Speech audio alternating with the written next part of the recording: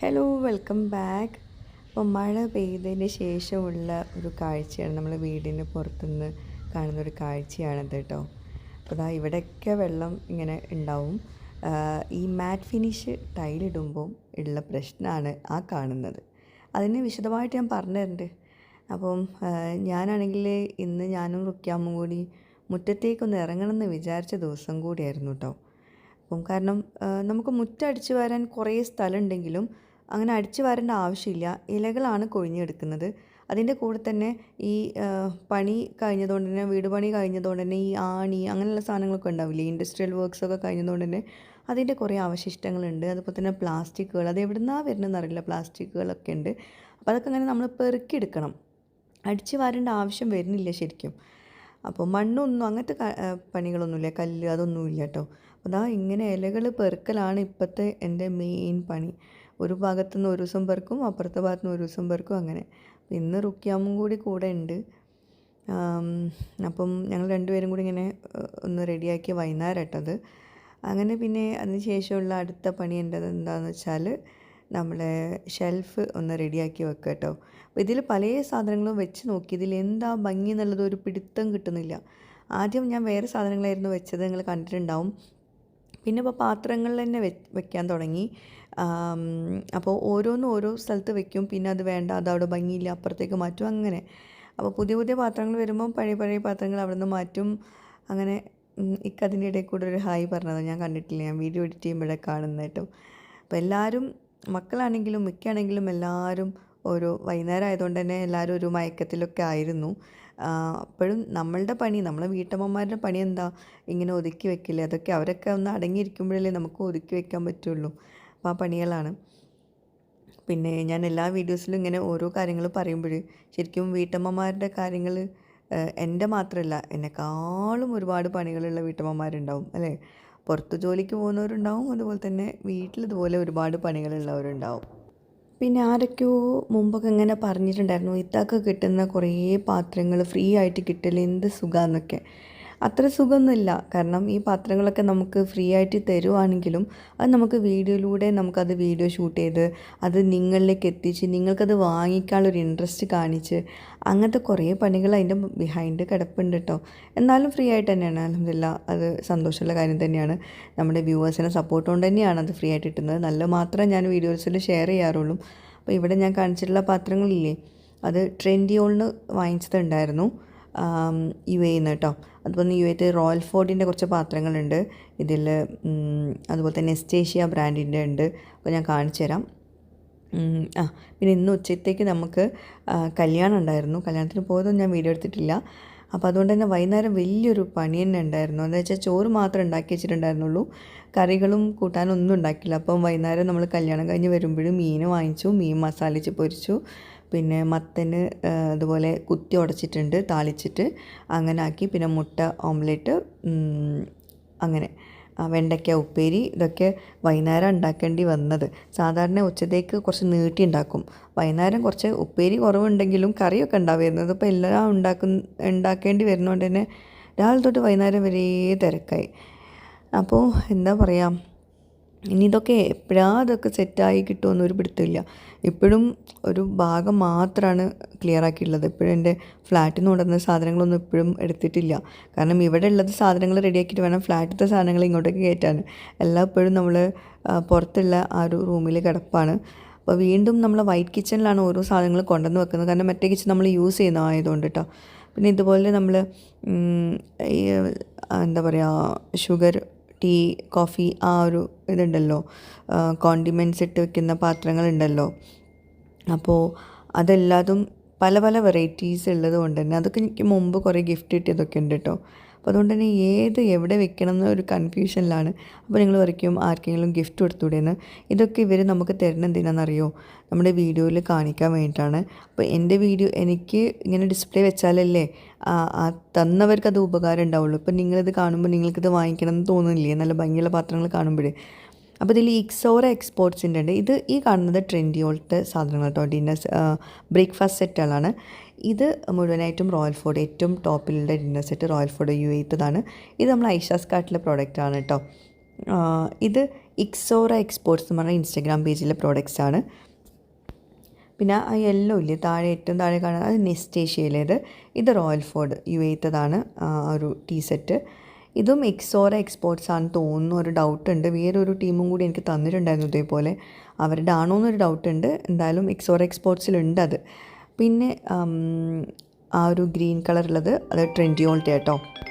പിന്നെ ഒരുപാട് പേരുടെ ഡൗട്ട്സ് ആയിരിക്കും ഈ പാത്രങ്ങളെല്ലാം നിങ്ങൾ ഒരുമിച്ച് യൂസ് ചെയ്യുക എന്നുള്ളത്. കാരണം നമ്മളൊരു കോണ്ടൻറ്റ് ക്രിയേറ്റ് ചെയ്തിട്ട് ഇപ്പം ഞാൻ ഫുഡിൻ്റെ വീഡിയോസ് അധികം ഇടുന്നില്ല. പക്ഷെ നമ്മൾ കിച്ചണൊക്കെ റെഡിയാക്കിയത് അതിന് തന്നെയാണല്ലോ, വൈറ്റ് കിച്ചണൊക്കെ.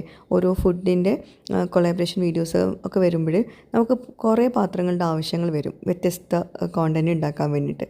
അപ്പോൾ ഇതൊക്കെ യൂസ്ഫുൾ ആവും കേട്ടോ. അപ്പം അടുത്ത ദിവസം രാവിലത്തേക്കുള്ള കടല വെള്ളത്തിലിടുകയാണ്. വൈറ്റ് കടല, അതായത് ഗ്രീൻ പീസിൻ്റെ വൈറ്റ് പീസ്. അപ്പോൾ അത് വെള്ളത്തിലിട്ടിട്ടില്ല എന്നാണെങ്കിൽ എന്താ പ്രശ്നം എന്ന് വെച്ചിട്ടുണ്ടെങ്കിൽ രാവിലെ തേങ്ങ അരയ്ക്കാൻ ഓടേണ്ടി വരും. റുക്കിയാകുമ്പോൾ കുറച്ച് ലേറ്റായിട്ടാണ് രാവിലെ എത്തുക. അപ്പോൾ പിന്നെ ഇവിടെ നിൽക്കുന്നില്ല കേട്ടോ. അപ്പോൾ പിന്നെ എന്തായാലും രാവിലെ ഞാൻ തേങ്ങേനെ പ്രശ്നം ഇപ്പോൾ പറയുന്നില്ല. അപ്പോൾ അതുകൊണ്ട് വേഗം കടല വെള്ളത്തിലിട്ടാണ്. അതാകുമ്പോൾ പിന്നെ പ്രഷർ കുക്കറിലോട്ടൊന്ന് ഇട്ട് കൊടുത്ത് മസാലപ്പൊടി ഇട്ട് കൊടുത്താൽ അത് സെറ്റാവും. അപ്പോൾ രാത്രി ആയിട്ടുണ്ട്. രാത്രി എന്ന് പറയുമ്പോൾ ഒരു 12 മണിക്ക് ശേഷമാണ് ഈ ഒരു സീന് കാണുന്നത്. അപ്പോൾ ഏർലി മോർണിംഗ് തന്നെ ഞാൻ കടല പാത്രമാണ് എടുക്കാൻ നോക്കിയത്. ദോശ റെഡിയാക്കാനുണ്ട്. അപ്പോൾ ദോശയും കടലക്കറിയാണ് ഇന്നത്തെ ബ്രേക്ക്ഫാസ്റ്റ്. അപ്പോൾ അതുകൊണ്ട് തന്നെ എല്ലാവർക്കും ഒരു മൂഡുണ്ട്. ഈ പുട്ട് കഴിച്ച് മടുത്തു. എനിക്ക് ഭയങ്കര ഇഷ്ടമാണ് പുട്ടുണ്ടാക്കുക. അത് എനിക്ക് കഴിക്കാനല്ല, ഉണ്ടാക്കാനുള്ള എളുപ്പം കൊണ്ടാണ് കേട്ടോ. അപ്പോൾ ഇന്നാണെങ്കിൽ എനിക്കും ബ്രേക്ക്ഫാസ്റ്റ് കഴിക്കാൻ ഒരു മൂഡുണ്ട്. കാരണം ദോശ ആയതുകൊണ്ട് ദോശ ഒഴിക്കാൻ ഞാനും റുക്കിയാമ്മയും മാറിയാണ് ഒഴിക്കാറ്. അപ്പോൾ കുക്കറിലോട്ട് കടല, തക്കാളി, മസാലപ്പൊടികൾ എല്ലാം കൂടി ഉപ്പിട്ടിട്ട് വേവിച്ചിട്ടുണ്ട്. കാരണം ദോശയിലോട്ട് ആയതുകൊണ്ട് നമുക്കൊരു തിക്കായിട്ടുള്ളൊരു കടലക്കറിയാണ് വേണ്ടത്. അല്ലാണ്ട് വെള്ളം പോലെ വേണമെന്നില്ലല്ലോ. അപ്പോൾ അതുകൊണ്ട് ഞാൻ ഉള്ളി ഇട്ടിട്ടില്ല. വെളുത്തുള്ളി ഒന്നും ഇട്ടിട്ടില്ല. കാരണം മടി കാരണമാണ്. പിന്നെ ഇങ്ങനെ തന്നെ ആക്കിയാൽ നല്ല ടേസ്റ്റ് ഉണ്ട്. പിന്നെ പച്ചവെളിച്ചെണ്ണ ഒഴിച്ചു കൊടുക്കാറുള്ളൂ. കറിവേപ്പില പച്ചവെളിച്ചെണ്ണ ഒഴിച്ച് കൊടുക്കാറുള്ളൂ കടലക്കറിയിലോട്ട്. കടലക്കറി എന്ന് പറയാൻ പറ്റില്ല, കടല വരട്ടിയത്. പക്ഷെ നല്ല ടേസ്റ്റാട്ടോ അങ്ങനെ ഉണ്ടാക്കുമ്പോഴും. കണ്ടോ. പിന്നെ ഈ ദോശയുടെ ഒരു ഇത് പറഞ്ഞുതരാം കേട്ടോ. വീഡിയോ എടുക്കുമ്പോൾ ദോശയ്ക്ക് എന്തോ ഒരു പ്രശ്നമാണ്. അല്ലാത്ത സമയത്തൊക്കെ നല്ല ദോശ കിട്ടും. ഇതിന് തൊട്ട് മുമ്പത്തെ ദോശ നല്ല വൃത്തിയിൽ വന്നതാണ്. വീഡിയോ എടുക്കുന്നത് കണ്ടപ്പോൾ ഇനിയിപ്പോൾ ഞാൻ എടുത്തത് കുറച്ച് ഇതിൽ കോൺഫിഡൻസോട് കൂടിയിട്ട് എടുത്തതുകൊണ്ടെന്നറിയില്ല, ബാക്കി ദോശയൊക്കെ നന്നായിട്ടോ, ഇത് നന്നായില്ല. ഓക്കെ, അപ്പം അടുത്ത ദോശ ഒഴിക്കാം. കാരണം ശരിക്കും ഈ നമ്മൾ അടുപ്പത്ത് ദോശ ഉണ്ടാക്കൂലേ, അതിന് പ്രത്യേക ടേസ്റ്റ് തന്നെയാണ്. പിന്നെ വല്ലാണ്ട് കട്ടിയിലുണ്ടാക്കരുത്. കട്ടിയിലുണ്ടാക്കാണ്ട് അടുപ്പത്ത് നമ്മൾ ദോശമാവ് റെഡിയാക്കുമ്പോൾ ലൂസായിട്ട് ഒഴിക്കണമല്ലോ. അതങ്ങാനും ലൂസ് കൂടിപ്പോയാൽ നമുക്ക് ചട്ടിയിൽ നിന്ന് കിട്ടില്ല. അപ്പോൾ ഒരു പാകത്തിന് വേണം ലൂസാക്കി എടുക്കാൻ. പിന്നെ ഭയങ്കര കട്ടിയിൽ ഉള്ള ദോശ ആകുമ്പോൾ നമുക്ക് എളുപ്പമാണ്, 2 എണ്ണമൊക്കെ കഴിച്ചാൽ മതി. പക്ഷേ ടേസ്റ്റ് വൈസ് അത്ര രസം ഉണ്ടാവില്ല. അപ്പോൾ നമ്മുടെ കടലക്കറി സെറ്റായിട്ടുണ്ട്. ഇങ്ങനെയാണ് ഞാൻ ഇപ്പോൾ ഉണ്ടാക്കിയ കടലക്കറി കേട്ടോ. എന്നും ഇങ്ങനെയല്ല ഉണ്ടാക്കാറ്. കുറച്ചൊരു എന്താ കടലയ്ക്ക് ഇമ്പോർട്ടൻസ് കൊടുത്തിട്ട്, കറിക്കല്ല കടലയ്ക്കാണ് ഇവിടെ ഇമ്പോർട്ടൻസ് കൊടുത്തിട്ടില്ല കേട്ടോ. പിന്നെ ഇതിൽ കടുക് ഇട്ടിട്ടില്ല. ഇതിൽ വെളിച്ചെണ്ണയും കറിവേപ്പിലയും കൂടി മുകളിൽ ഒഴിച്ചിട്ട് മിക്സ് ചെയ്തതാണ് കേട്ടോ. അപ്പോൾ വേറെ പാനിൻ്റെ ആവശ്യമില്ല. ഈ ഒരൊറ്റ കുക്കറിലുകൊണ്ട് തന്നെ 1 പോട്ട് കറി റെസിപ്പിയാണ്. അങ്ങനെ ഞങ്ങൾ ബ്രേക്ക്ഫാസ്റ്റ് കഴിക്കുകയാണ്. പിന്നെ ഇപ്പം സ്കൂൾ അടച്ചതുകൊണ്ട് തന്നെ മക്കളൊക്കെ ലേറ്റായിട്ടാണ് ബ്രേക്ക്ഫാസ്റ്റൊക്കെ കഴിക്കുക. ചിലപ്പോൾ ഉച്ചനേരത്തായിരിക്കും ബ്രേക്ക്ഫാസ്റ്റ് കഴിക്കാൻ നിൽക്കുക. ശരിക്കും ദോശയൊക്കെ വെറുതെ ഉണ്ടാക്കണത്. ഞാനൊക്കെയാണ് കുറച്ച് നേരത്തെ കഴിക്കുന്നത്. ഉമ്മയും കുറച്ച് ലേറ്റായിട്ടായിരിക്കും കഴിക്കുന്നത് ബ്രേക്ക്ഫാസ്റ്റ്. ചില സമയത്ത് എല്ലാവരും കൂടി ഒരുമിച്ച് കഴിക്കും അങ്ങനെ. അപ്പോൾ ഇതാണ് നമ്മുടെ കടലക്കറി. ഇതെല്ലാവരും ഒന്ന് ട്രൈ ചെയ്ത് നോക്കട്ടെ. അതിൽ തക്കാളി ഇടാണ്ട് പറ്റില്ല. പിന്നെ ബാക്കി മസാലപ്പൊടികളിൽ മല്ലിപ്പൊടി ഇടുന്നില്ല. മുളക് പൊടി, മഞ്ഞൾപ്പൊടി, ഉപ്പ്, തക്കാളി, കടല, വെള്ളമൊക്കെ ഒഴിച്ചിട്ട് വേവിച്ചെടുക്കുക. ഒരു 4-5 വിസിൽ വന്നോട്ടെ. എന്നിട്ട് പച്ചവെളിച്ചെണ്ണയും കറിവേപ്പില ഒഴിക്കുക. അത്രയേ ഉള്ളൂ കേട്ടോ. മല്ലിപ്പൊടി ചേർക്കരുതേ. പിന്നെ അടുത്തത് ഇനി ചോറിൻ്റെ കാര്യങ്ങൾ റെഡിയാക്കാനുണ്ട്. ഇപ്പോൾ നമ്മൾ പുതിയ വീട്ടിലോട്ട് വന്നതിന് ശേഷം കുക്കറിൽ നമ്മൾ ചോറ് ഉണ്ടാക്കിയിട്ടേ ഇല്ല കേട്ടോ. അടുപ്പത്താണ് ഫുള്ള് ഉണ്ടാക്കിയിട്ടുള്ളത്. ഒരു ദിവസം പോലും കുക്കറിൽ ഉണ്ടാക്കിയിട്ടില്ല.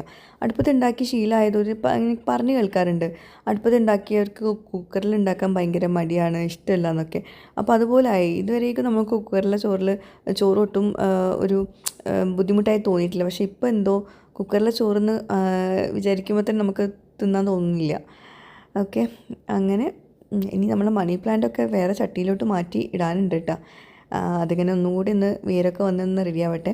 പിന്നെ ആരൊക്കെ ചോദിച്ചിരുന്നു നിങ്ങൾ വാഷിംഗ് മെഷീൻ എവിടെയാണ്? പുറത്താണ് വെച്ചിട്ടുള്ളത്. നമ്മളിതൊരു വാഷിംഗ് മെഷീൻ്റെ റൂമായിട്ട് തന്നെ എടുത്തിട്ടുള്ളത്. പുറത്തെ ബാത്റൂമാണ്, പക്ഷേ ബാത്റൂം പേർപ്പസിനല്ല എടുത്തിട്ടുള്ളത് വാഷിംഗ് മെഷീൻ. അങ്ങനെ അലക്കുന്ന പർപ്പസിനാണ് ഈ ഒരു റൂം എടുക്കുന്നത് കേട്ടോ. പിന്നെ അലക്കി തോരടാൻ നമ്മൾ അയലും കെട്ടിയിട്ടില്ല. ഇങ്ങനെ സ്റ്റാൻഡ് ഉണ്ടല്ലോ, നമ്മൾ പണ്ടത്തേത് ഒരു 3 വർഷം മുമ്പ് എനിക്ക് കിട്ടിയൊരു സ്റ്റാൻഡാണ്. ഒരു കുട്ടി എനിക്ക് വീഡിയോയിൽ കാണിക്കാൻ തന്നതായിരുന്നു. പക്ഷെ ഭയങ്കര യൂസ്ഫുള്ളായി. എന്നാൽ ഫ്ലാറ്റിൽ യൂസ് ചെയ്തിട്ടുണ്ടായിരുന്നു, ഇങ്ങോട്ടേക്കും കൊണ്ടുവന്നത് ഒന്നും കേടുവന്നിട്ടില്ല ഇതുവരെ ആയിട്ട് കേട്ടോ. പിന്നെ അടുത്തത് നമ്മളെ ഉച്ചത്തേക്ക് ചോറിനുള്ള തേങ്ങ അരക്കൽ, തേങ്ങ ചിരവൽ. അപ്പോൾ ഇന്ന് ഉച്ചത്തേക്ക് ചോറിന് കൂട്ടാൻ പച്ചവായ്ക്കൻ്റെ ഉപ്പേരി, മാമ്പഴ പുളിശ്ശേരി, പലവക മീൻ തലേദിവസം വാങ്ങിച്ചിട്ടുണ്ടായിരുന്നു അത്. പിന്നെ ഈ ഉമ്മ അങ്ങനെ ഈ പച്ചവായ്ക്ക ഇടുന്നത് ഏതിലോട്ടൊന്നറിയോ? കഞ്ഞിവെള്ളത്തിലോട്ടല്ല കേട്ടോ. കഞ്ഞിവെള്ളം അറിയാണ്ട് ഒഴിച്ചിട്ടുണ്ടായിരുന്നു. അപ്പം നമ്മൾ ദോശ മാവിൻ്റെ കുറച്ച് മാവ് കലക്കിയത് ബാക്കിയുണ്ട്. അപ്പോൾ അതിലോട്ട് കുറച്ച് വെള്ളം ഒഴിച്ചിട്ട് അതിലോട്ടാണ് ഇട്ട് കൊടുക്കുന്നത് കേട്ടോ. അപ്പോൾ കഞ്ഞിവെള്ളം ഇല്ലെങ്കിൽ അരിപ്പൊടി കലക്കിയ വെള്ളത്തിലോട്ടും ആ കറ കളയാൻ വേണ്ടിയിട്ട് നമുക്കിതുപോലെ ഇട്ട് കൊടുക്കാം കേട്ടോ. പച്ചവായ്ക്കൻ്റെ കറ കളയാൻ വേണ്ടിയിട്ടാണ് അങ്ങനെ ഇട്ട് കൊടുക്കുന്നത്. പച്ചവായ്ക്ക അരിഞ്ഞിട്ട് അങ്ങനെ ഇട്ട് കൊടുക്കുന്നത്. ആ കറയോട് കൂടിയിട്ട് കഴിക്കുമ്പോൾ നമുക്ക് ടേസ്റ്റ് ഉണ്ടാവില്ല, കയ്യിലൊക്കെ കറാവും, അങ്ങനത്തെ ഒരു ബുദ്ധിമുട്ടുണ്ട്. അപ്പോൾ അങ്ങനെ കഞ്ഞിവെള്ളത്തിലോട്ടോ അല്ലെങ്കിൽ അരിപ്പൊടി കലക്കിയ വെള്ളത്തിലോട്ടോ ഇതിങ്ങനെ നുറുക്കി ഇട്ട് കൊടുത്തിട്ട് വേണം അത് ഉപ്പേരിയാക്കാൻ വേണ്ടിയിട്ടാ. അപ്പോൾ ആ പണി ഉമ്മയാണ് ചെയ്യുന്നത്. പിന്നെ ഇവിടെ റുക്കിയാമു മീൻ മുറിക്കുന്നുണ്ട്. പലവക മീനാട്ടോ. അപ്പോൾ ഈ മീൻ വാങ്ങിക്കുമ്പോൾ നല്ല രസമുണ്ടായിരുന്നു. അതായത് പലവക എന്ന് പറയുമ്പോൾ ഞാൻ ആദ്യമൊക്കെ പലവകയിൽ നിന്ന് ഇങ്ങനെ ഓരോന്ന് പെറുക്കിയെടുക്കും നമുക്ക് ഇഷ്ടപ്പെട്ട മീനുകളൊക്കെ. അപ്പോൾ ഇത്തവണ ഇക്ക ഉണ്ടായിരുന്നപ്പോൾ ഇക്ക പറഞ്ഞു എല്ലാ മീനിൻ്റെ ടേസ്റ്റ് ഒന്ന് അറിയണം എന്ന് പറഞ്ഞിട്ട് മത്തി വരെ അതിൻ്റെ എടുത്തിട്ടുണ്ട്. എല്ലാ വെറൈറ്റി മീനുണ്ട് കേട്ടോ. പലവകൻ്റെ ഒരു ഗുണം എന്താ വെച്ചിട്ടുണ്ടെങ്കിൽ നമുക്ക് കുറേ മീനുകൾ ഒരുമിച്ച് ടേസ്റ്റ് ചെയ്ത് നോക്കാം. നമ്മളെപ്പോഴും എന്താ പറയുക ഒരേ ടൈപ്പ് മീനാണ് വാങ്ങിക്കൽ പുറത്ത് പോകുമ്പോൾ. അപ്പം പലവക അങ്ങനെ എപ്പോഴും വാങ്ങിക്കാറില്ല. അപ്പോൾ ഇത്തവണ ഒന്ന് ട്രൈ ചെയ്ത് നോക്കിയതാണ്. ഒന്ന് ട്രൈ ചെയ്ത് ടേസ്റ്റ് നോക്കിയിട്ട് അറിയണം എങ്ങനെയാണെന്നുള്ളത്. എല്ലാ വെറൈറ്റി മീനും നമുക്ക് മനസ്സിലാക്കാൻ പറ്റും. അതുപോലെ തന്നെ വേറൊരു രസം എന്ന് വെച്ചിട്ടുണ്ടെങ്കിൽ ഈ മീനിൻ്റെ കൂടെ നമ്മൾ മത്തി ഇടാതെ നോക്കാം. ഇതിൽ ഇക്ക ഒരു മത്തി എടുത്ത് പിടിച്ചിട്ടിട്ടുണ്ടായിരുന്നു. മത്തി ഇട്ടാന്ന് വെച്ചാൽ മത്തീൻ്റെ കൂടെ ഏത് മീനാണോ അതിന് മൊത്തം ആ മത്തീൻ്റെ ടേസ്റ്റ് ആയിരിക്കും വരിക. അപ്പോൾ നമ്മുടെ റൂയിമോൾ എണീറ്റ് വന്നിട്ടുണ്ട്. എണീറ്റ് വന്ന സമയം ഒരു 12 മണി ആയെങ്കിലും തോന്നുന്നു. കാരണം ഇന്ന് സ്കൂളൊന്നും ഇല്ലാത്തതുകൊണ്ട് എല്ലാവരും ലേറ്റായിട്ടാണ് എണീക്കാറ്. അപ്പോൾ നമ്മൾ പച്ചവായ്ക്ക അവിടെ സെറ്റായിട്ടുണ്ട്. സെറ്റായിട്ടില്ല, വായ്ക്കപ്പേരി ഉണ്ടാക്കുവാണ്. ഈ പച്ചവായ്ക്കും അതുപോലെ തന്നെ കുറേ വെജിറ്റബിൾസ് എല്ലാം കൂടി വേവിച്ചിട്ട് കുക്കറിൽ വേവിച്ചിട്ട് അത് അരച്ചിട്ട് അങ്ങനെ നമ്മൾ കൂട്ടാനായിട്ട് ഉണ്ടാക്കും, എല്ലാം കൂടി കുത്തി ഉടച്ചിട്ട്. അപ്പോൾ അതാണ് നമ്മൾ ഇത് വെച്ചിട്ട് ഉണ്ടാക്കാൻ പ്ലാൻ ഉണ്ടാക്കിയത്. പക്ഷേ ഇതുവരേക്ക് ഉണ്ടാക്കൽ നടന്നിട്ടില്ല. അതിനൊക്കെ സമാധാനം വേണമല്ലോ, എല്ലാം കൂടി ഉണ്ടാക്കണമെങ്കിലൊക്കെ ഒരു ടൈമും വേണം. അപ്പോൾ നമ്മൾ കിട്ടില്ല. ഈ ചേമ്പ് താളമൊക്കെ ഉണ്ടാക്കുന്ന പോലെ തന്നെ അങ്ങനെ ഈ പച്ചവായ്ക്ക് വെച്ചിട്ട് കൂട്ടാൻ അങ്ങനെ ഉണ്ടാക്കാറുണ്ട്. പിന്നെ ഇത് മാമ്പഴ പുളിശ്ശേരിക്കുള്ള മാങ്ങ അവിടെ വേവിക്കാൻ വെച്ചിട്ടുണ്ട്. മാമ്പഴ പുളിശ്ശേരിക്കുണ്ടല്ലോ തേങ്ങ അരയ്ക്കുമ്പോൾ ജീരകം ചേർത്തിട്ട് ഉണ്ടാക്കുന്നവരുണ്ടാവും, ജീരകം ഇല്ലാതെ ഉണ്ടാക്കുന്നവരുണ്ടാവും. അപ്പോൾ ഞാൻ എല്ലാ ടൈപ്പിലും ഉണ്ടാക്കി നോക്കി. എനിക്ക് ഇഷ്ടപ്പെട്ട എങ്ങനെയാണെന്നറിയോ? മുളക് പൊടിയും മഞ്ഞൾപ്പൊടിയും പച്ചമുളക്, മാങ്ങ തൊലി കളഞ്ഞത്, ഉപ്പ്, പഞ്ചസാര, വെള്ളം ചേർത്തിട്ട് വേവിച്ചിട്ട് അതിലോട്ട് തേങ്ങ, തൈര് വേറൊന്നും ചേർക്കാണ്ട് ബ്ലെൻഡ് ചെയ്യുക, നല്ല പേസ്റ്റ് പരത്തിൽ അത് ഒഴിച്ചു കൊടുക്കുക. എന്നിട്ട് ഉലുവ, കടുക്, കറിവേപ്പില ഇട്ടിട്ട് പൊട്ടിക്കുക. അത് ഭയങ്കര ടേസ്റ്റ് ഉണ്ടായിരുന്നു കേട്ടോ. അതാണ് എനിക്കിഷ്ടപ്പെട്ടത്. ജീരകവും ഉള്ളിയൊന്നും ചേർക്കാണ്ട് ഉണ്ടാക്കുന്ന മാമ്പഴ പുളിശ്ശേരി. ഓക്കെ, ഉള്ളിയും ജീരകവും ചേർക്കുമ്പോൾ നമ്മൾ സാധാ ഒരു നോർമൽ കറിയില്ലേ, പുളിങ്കറി ഇല്ലേ, ആ ഒരു ടേസ്റ്റ് വരിക. അപ്പോൾ നമുക്ക് മാമ്പഴ പുളിശ്ശേരിൻ്റെ ഒരു ഫീല് വരുന്നില്ല. ശരിയാണോ തെറ്റാണോ എന്നുള്ളത് നിങ്ങളും പറയൂ കേട്ടോ. നിങ്ങളെങ്ങനെ ഉണ്ടാക്കുക എന്നുള്ളതൊന്നും പറയൂ. ജീരകം ചേർക്കാണ്ടാണോ ജീരകം ചേർത്തിട്ടാണോ നിങ്ങൾക്ക് ഇഷ്ടം എന്നുള്ളത്. എനിക്ക് തോന്നുന്നു ജീരകം ചേർക്കാണ്ടാണ് എനിക്ക് ഇഷ്ടപ്പെട്ടത്. അതും ഉള്ളിയും ചേർക്കണ്ട, ഉള്ളിയും ജീരകം ചേർക്കാണ്ടുള്ളത് കേട്ടോ. അപ്പോൾ അതാ ഉലുവ, കടുക്, കറിവേപ്പില വറുത്തിട്ട് ഇട്ട് കൊടുക്കുക. ഇനി വറ്റൽമുളക് ഉണ്ടെങ്കിൽ അത് ഇട്ട് കൊടുത്തോളൂ. നമുക്കിവിടെ പൊതുവേ എരിവ് അത്ര വേണ്ട, കളറ് മാത്രം മതി. അപ്പം ഓൾറെഡി മാങ്ങ വേവിക്കുമ്പോൾ അതിൽ മുളക് പൊടി ചേർത്തുകൊണ്ടാണ് ഈ ഒരു കളർ വന്നത് കേട്ടോ. പിന്നെ തിള വരുന്ന സമയത്ത് ഓഫാക്കും വേണം, തിളച്ച് മറിയാൻ പാടില്ല അരപ്പ് ചേർക്കുന്ന കറികൾക്ക് കേട്ടോ. അപ്പോൾ നമ്മുടെ മാമ്പഴ പുളിശ്ശേരി റെഡിയായി. ആരോ പറഞ്ഞിരുന്നു എന്നോട് കടുക് പൊട്ടിച്ച് ഇളക്കരുത്, കടുക് താഴെ പോകുന്നു. പക്ഷെ നമുക്ക് അത് ഇളക്കാഞ്ഞൊരു സമാധാനം ഉണ്ടാവില്ല. അങ്ങനെ നമ്മൾ മീൻ മസാല വെച്ചിട്ട് ഫ്രൈ ആക്കുന്നുണ്ട്. ഇവിടെ ഒരു ടിപ്പ് പറഞ്ഞു തരാം കേട്ടോ. ആരൊക്കെയോ എന്നോട് മെസ്സേജ് ആക്കാറുണ്ട്, ഇത്ത മറിച്ചിടുമ്പോൾ എന്താ അടി പിടിക്കാത്തത് അങ്ങനെ എങ്ങനെയാണ്. അത് എപ്പോഴും അങ്ങനെയല്ല, പക്ഷെ എന്നാലും നല്ല ഫ്രൈങ് പാൻ ആവണം നമ്മൾ മീൻ ഫ്രൈ ആക്കുമ്പോൾ എടുക്കുന്നത്. നോൺ സ്റ്റിക്കിൻ്റെ ആണ് എനിക്ക് കൂടുതലും കംഫർട്ടബിൾ കേട്ടോ. മറ്റേലൊക്കെ ചിലപ്പോൾ അടി പിടിക്കും, ആ തൊലിയാണ് പോകും. രണ്ടാമത് ലായം തന്നെ ശ്രദ്ധിക്കേണ്ട ഒരു കാര്യം, വെളിച്ചെണ്ണ ഒരുപാട് ഒഴിച്ചിട്ട് അതിലോട്ട് ഇട്ട് കൊടുക്കരുത്. അങ്ങനെ വരുമ്പോൾ എന്താ വെച്ചാൽ ആ മസാല മുഴുവനും വെളിച്ചെണ്ണയിലോട്ട് പോകും. അപ്പോൾ വെളിച്ചെണ്ണ കുറച്ച് മാത്രം ഒഴിച്ചാൽ മതി. അങ്ങനെ പിന്നെ സാധാ നമ്മൾ 2-3 മീനോ മാത്രം വെച്ചിട്ട് പൊരിക്കുമ്പോൾ കുഴപ്പമൊന്നുമില്ല. പക്ഷേ ഇതുപോലെ നമ്മൾ തിക്കി നിറഞ്ഞിട്ട് മീൻ ഫ്രൈ ആക്കുമ്പോൾ അത് തിരിച്ചിട്ട് കൊടുക്കുമ്പോൾ വലിയൊരു ടാസ്ക്കാണ്. അത് തിരിച്ചിട്ട് കൊടുക്കുമ്പോൾ മടിയിലൊന്നും പിടിക്കാണ്ട് നല്ല വൃത്തിയിൽ കിട്ടുമ്പോൾ മനസ്സിനൊരു സംതൃപ്തിയാണ് അല്ലേ, മീനിങ്ങനെ നല്ല ഭംഗിയിൽ കിട്ടുമ്പോൾ. അപ്പം അതൊന്ന് ശ്രദ്ധിക്കുക. പിന്നെ മസാല നല്ലോണം കോട്ട് ചെയ്തിട്ട് നല്ല കട്ടിയിൽ മസാല തേക്കുക. വെള്ളം പോലെ മസാല തേച്ചാലും ചിലപ്പം തിരിച്ചിട്ട് കൊടുക്കുമ്പോൾ വിട്ടുപോകും. അതുപോലെ തന്നെ നമ്മൾ മീൻ ഇട്ട പാട് തിരിച്ചിട്ട് കൊടുക്കരുത്. ഒരു മീഡിയം ഫ്ലെയിമിൽ വെച്ചിട്ട് എണ്ണ ചൂടായെന്ന് കണ്ടിട്ട് കുറച്ച് എണ്ണയിലിട്ടോ ചൂടായെന്ന് കണ്ടിട്ട് മീൻ ഇട്ട് കൊടുക്കുക. കുറച്ച് കഴിഞ്ഞിട്ട് വേണം, ഒരു വശം ഒന്ന് കുക്കായിക്കോട്ടെ എന്നിട്ട് വേണം തിരിച്ചിട്ട് കൊടുക്കാൻ, അല്ലെങ്കിൽ അടി പിടിക്കും. അടി പിടിക്കുന്നല്ല, അതിന് തൊലി അടിയിലിങ്ങനെ ആയിപ്പോവും. അപ്പോൾ മീൻ നല്ല വൃത്തിയിൽ കിട്ടണമെന്നാണെങ്കിൽ ഇതൊക്കെ ഒന്ന് ട്രൈ ചെയ്ത് നോക്കൂ കേട്ടോ. അല്ലാണ്ട് നമ്മൾ മീൻ മറിച്ചിടുന്നവരുടെ കഴിവൊന്നുമല്ല, അത് ഉണ്ടാക്കുന്ന പോലെ ചെയ്താൽ എല്ലാവർക്കും നല്ല പെർഫെക്റ്റായിട്ട് മീൻ റെഡിയായി കിട്ടും. അതെല്ലാവർക്കും അറിയുന്നുണ്ടാവും, എന്നാലും അറിയാത്തവരുണ്ടാവുമല്ലോ. അതുപോലെ തന്നെ എനിക്ക് മെസ്സേജ് ആക്കി കുറേ ആൾക്കാർ ഇതുപോലെ ചോദിച്ചിട്ടുണ്ടായിരുന്നു, മീൻ ഫ്രൈ ആക്കുമ്പോൾ എന്താണ് അടി പിടിക്കുന്നത്, എന്താ വൃത്തിയിൽ കിട്ടാത്തത്, മസാല ഒക്കെ എണ്ണയിൽ പോകുന്നതെന്നൊക്കെ. അത് കുറേ എണ്ണ ഒഴിച്ചിട്ടാണ്. അപ്പോൾ നമ്മുടെ കൂട്ടാനൊക്കെ സെറ്റായിട്ടുണ്ട്, ഇനി ചോറ് കഴിക്കാനേ ഉള്ളൂ. അപ്പോൾ ഇന്നത്തെ വ്ളോഗ് ഇവിടെ വെച്ച് നിർത്തിയാലോ. അപ്പം എന്തൊക്കെയാണ് നിങ്ങളുടെ വ്ളോഗിൽ അഭിപ്രായങ്ങൾ, അതുപോലെ വീഡിയോ ഒന്ന് ലൈക്ക് ചെയ്ത് സപ്പോർട്ട് ചെയ്യുക. അഭിപ്രായങ്ങൾ പറയാൻ മറക്കരുത് കേട്ടോ. ബൈ.